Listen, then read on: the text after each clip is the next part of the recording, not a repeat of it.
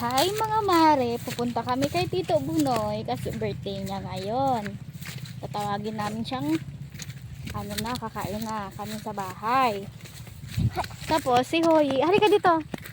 Si Hoyi, tingnan nyo ang kanyang suot kasi magsiswimming kami dapat. In the pool, right? In the river ata yun anak. Yes, yes. With Zoe. Kaso, birthday din pala ni Tito Bunoy. Nakalimutan ko. Buti na lang, hindi pa kami nakaalis nung nag-chat si Tito Ruby. Kaya, ayun, hindi na muna kami sumama. Pasensya na po. Pasensya na, Zoe. Meow, meow, meow, meow, meow. Hindi nakasama si Hoyi. Naka-swimsuit na nga yan siya, oh. Para pagdating sana, maliligo na siya. Kaso, ganyan talaga ang buhay. Birthday din pala ni Tito ko. Birthday kay Tito ko. Si Pasha. Yan si Pasha yung puti. Si Andrea yung brown. Dito na kami kay Tito.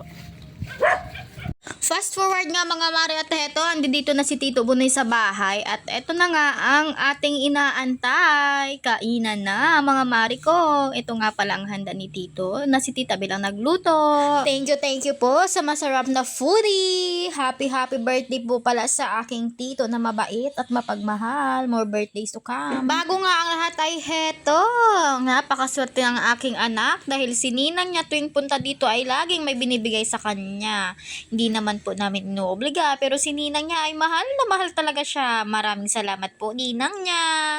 Eto nga, ano ba tawag dito? Basta yan. Ano tawag yan? Scooter. Yung scooter? Yes. Scooter.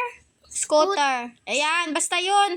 Yan, binigay sa kanya ni ninang niya. At eto, tuwang-tuwa na naman si Hoyi. May bago na naman siyang magkakaabalahan. At eto nga, tinry na nga niya. Oh, tingnan mo naman ang gap ng syempre ilang oras na siya nag-ride kaya medyo balance niya na yung kanyang katawan. Basta yun lamang po, today's ganap in my life.